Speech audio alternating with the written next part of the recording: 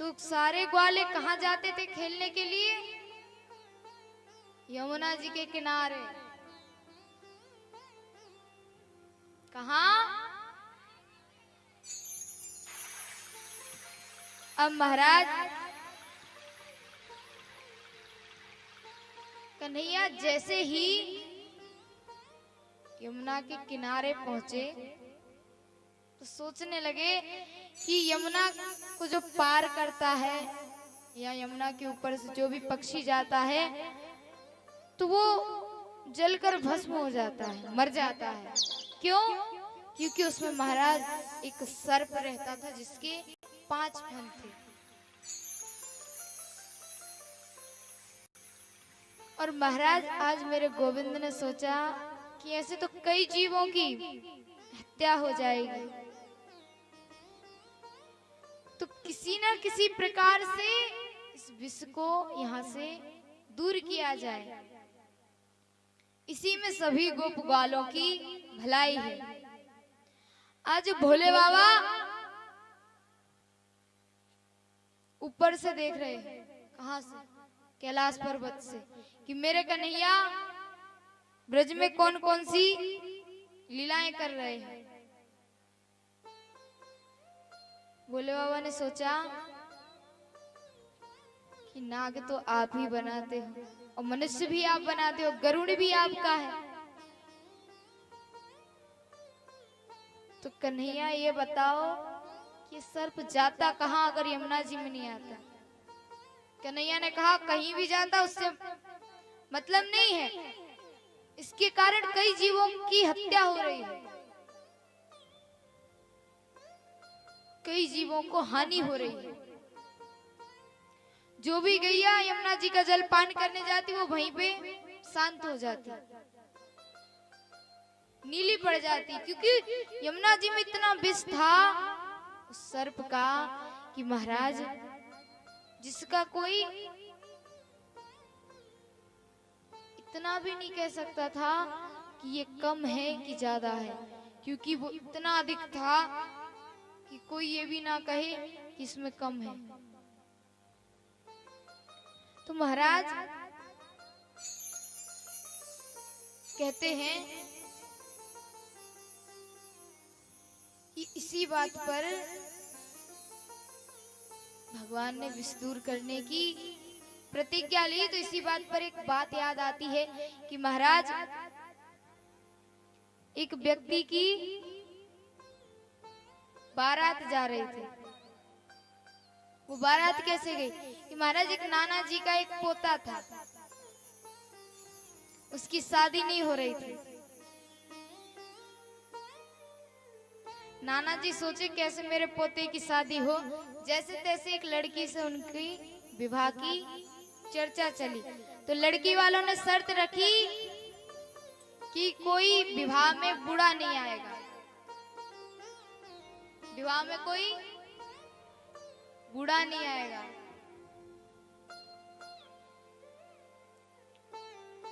तो नाना जी ने उस शर्त को तो मंजूर कर लिया सबके सामने। अब वो धीरे धीरे विवाह की तैयारी होने लगी। अब विवाह की तैयारी शुरू हुई। नाना जी ने कहा कि बेटा मैं तो तेरी बारात में जाऊंगा, तेरा विवाह होगा और मैं ना देखूं ऐसा हो नहीं सकता, मुझे तेरा विवाह देखना है। क्योंकि एक ही तो नाना जी का पोता, उसका भी नाना जी विवाह ना देखे तो आनंद ना आए। अब महाराज बारात जाने लगी। फिर लड़की वालों ने फोन किया कि सर्वत ना किसी बूढ़े को बारात मत लेकर। तो लड़की वालों ने कहा ठीक है, बूढ़ा बारात में नहीं आएगा, सब नए नए आएंगे। अब महाराज क्या हुआ कि बारात की तैयारी होने लगी जाने की।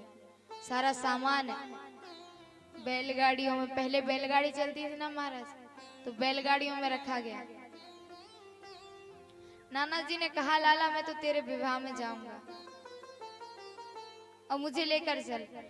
तो एक व्यक्ति ने कहा ये तो एक ही प्रकार से जा सकते हैं बारात में। कैसे? एक कार्टून लाओ, उसमें पैक कर दो टेप लगा के, इतना सा छेद कर देना कि नाना जी की श्वास बाहर निकलती रहे, नहीं तो पता चले नाना जी उसी में गोविंदा है नमो नमः हो गए। अब महाराज जो नाना जी है ना बड़े चतुर है। नाना जी को बैलगाड़ी में रखा, कार्टून में पैक करके डिब्बे में। बारात पहुंची तो लड़की वालों ने एक शर्त और रख दी कि जो हमारे गांव की नदी है ना इसमें दूध ही दूध भर दो। सभी में सन्नाटा सा छा गया, महाराज दूध ही दूध भर दे, इतना दूध कहां से लाए? तो बोले क्या करना चाहिए? बोले जब ये दूध की नदी की कह रहे हैं तो बारात लौटा के चल देना चाहिए। तो बोले क्यों ना एक बार अपने नाना जी से पूछ लिया जाए, तभी तो बारात लौटाएंगे, वरना न जाने कितने सालों में तो एक बार हमारी शादी पक्की हुई है ये भी टूट गई, तो फिर कोई लड़की हमसे विवाह नहीं करेगी। कुछ लोग गए तो नाना जी से कहने लगे कि नाना जी लड़की वालों ने ये शर्त रखी कि हमारे गांव में जो नदी है ना उसको दूध से भर दो। नाना जी ने कहा तुम जाकर ये कह दो तुम उसका पानी खाली कर दो, हमारे दूध की व्यवस्था हो गई। नदी का पानी खाली कर दो, हम दूध से भर देंगे उसको।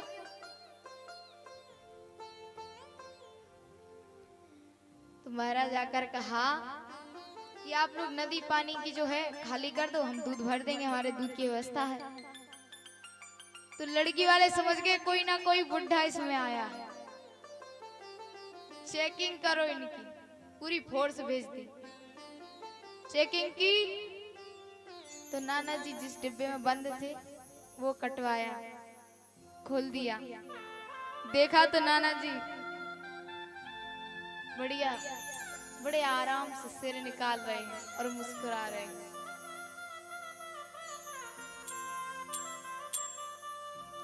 और जैसे ही देखा कि नाना जी मुस्कुरा रहे हैं तो लड़के ने आंख दिखाई, अरे नाना जी मुस्कुराओ मत वरना यही पोल खुल जाएगी। अब महाराज लड़की वाले कहने लगे अब ये विवाह नहीं होगा।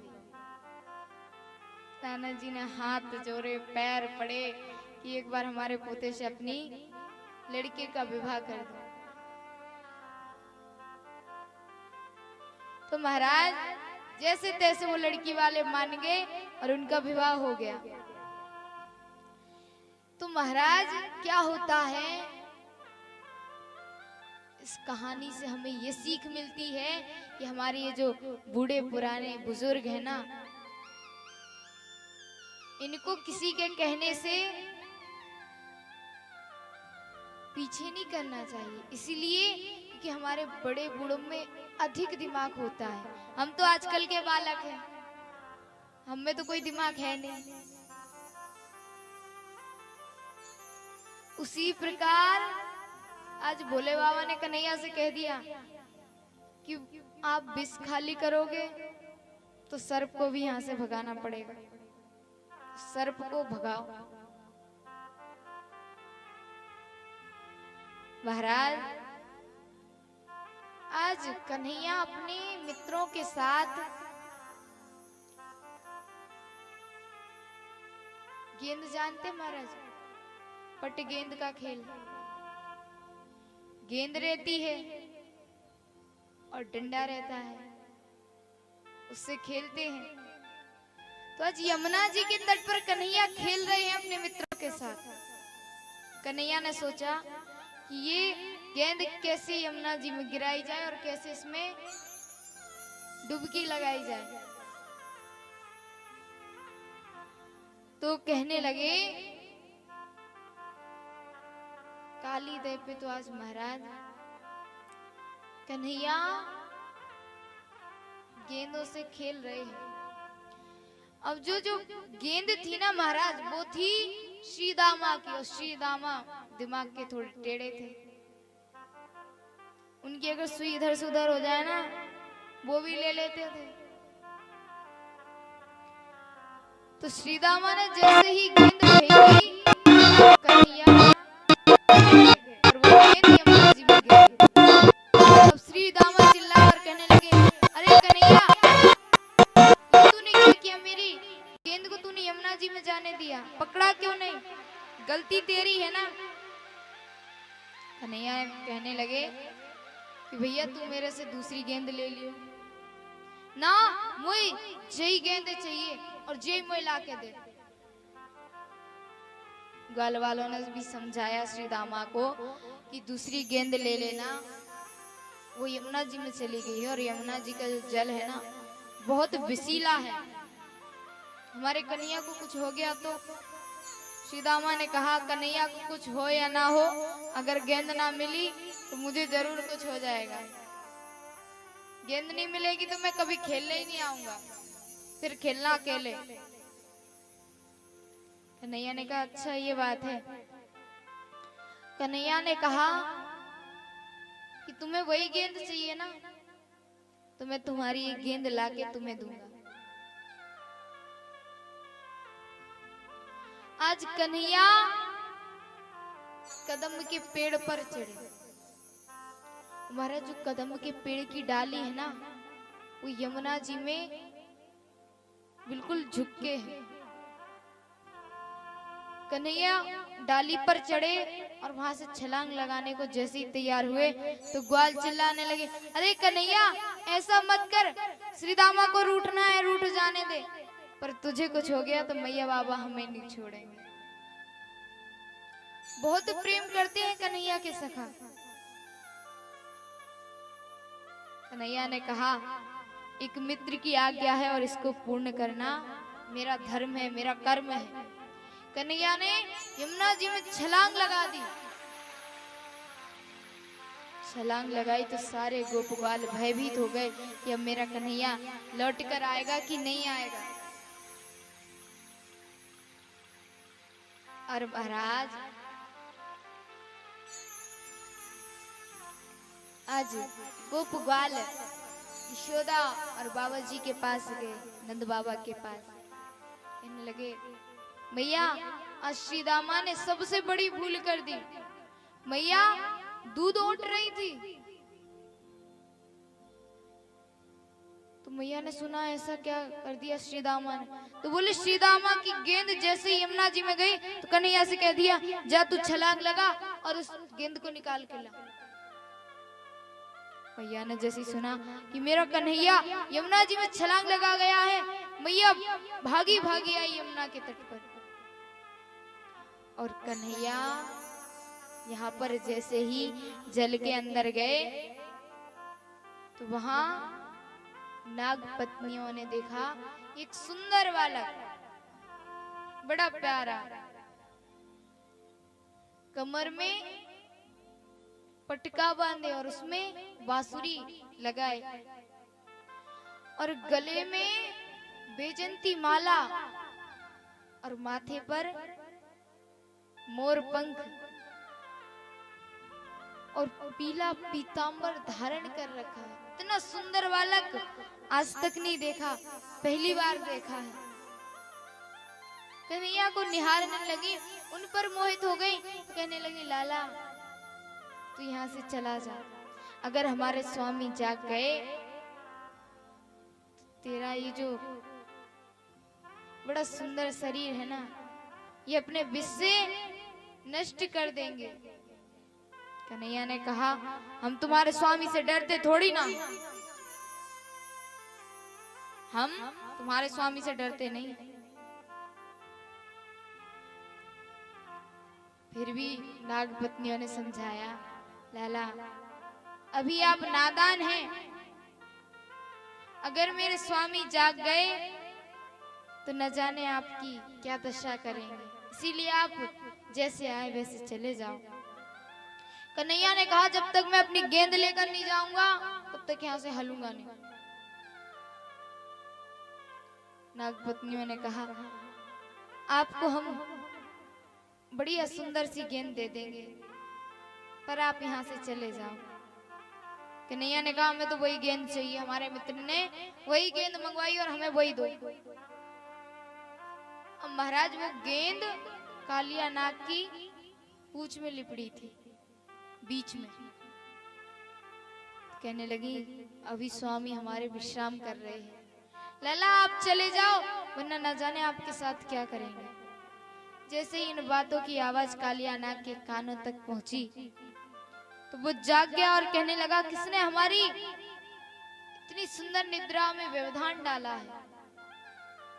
कौन है वो दंडी जिसने हमारी इतनी सुंदर नींद को खराब किया?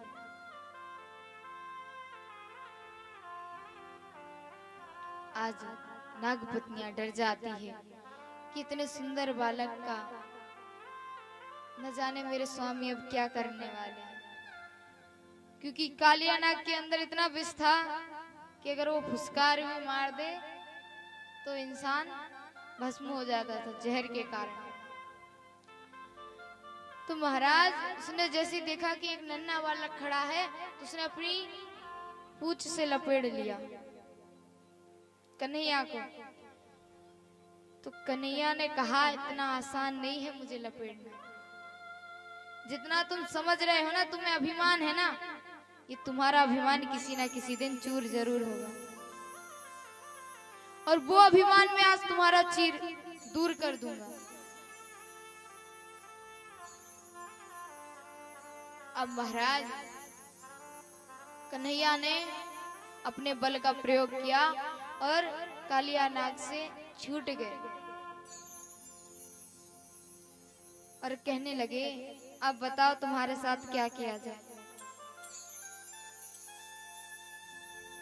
तो कालिया नाग कहने लगा अरे नन्हे बालक तुम हमसे युद्ध करोगे, हमें युद्ध की चुनौती देते हो। कन्हैया ने कहा देखने में नन्हा बालक हूं, एक बार युद्ध करके देखो पता चल जाएगा। तो महाराज जो कन्हैया है ना वो कालिया नाग से युद्ध करने लगे। कालिया नाग हार गया तो फिर कन्हैया ने उसके पांचों फनों पर नाच किया और नाच करते करते महाराज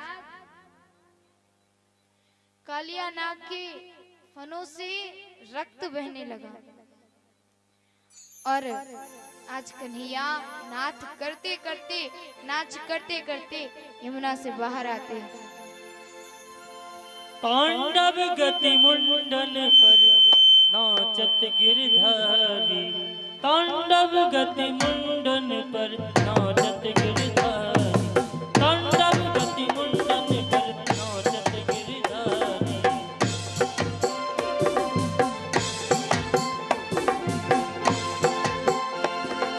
तांडव गति मुंडन पर नाचत गिरधारी, तांडव गति मुंडन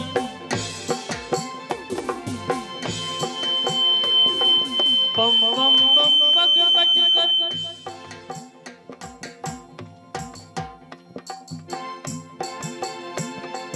पम पम पम पग पटकत पम पम पम बनन पर पम पम पग पटकत पम पम पम बन पर बिम बिम बिम बिनद करत नाग बधुधारी। तांडव गति मुंडन पर नाचत गिरधारी, तांडव गति मुंडन पर नाचत गिरधारी।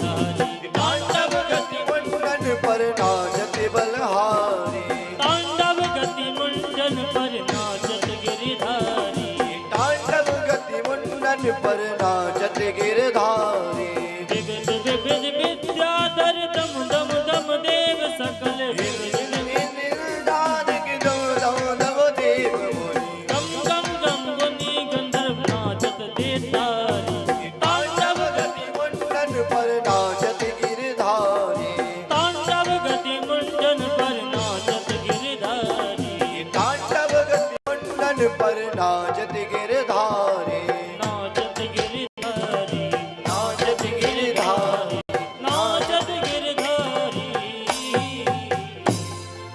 आज कन्हैया कालिया नाग के फनों पर नाच करते हुए यमुना के बाहर आए और सभी देवी देवता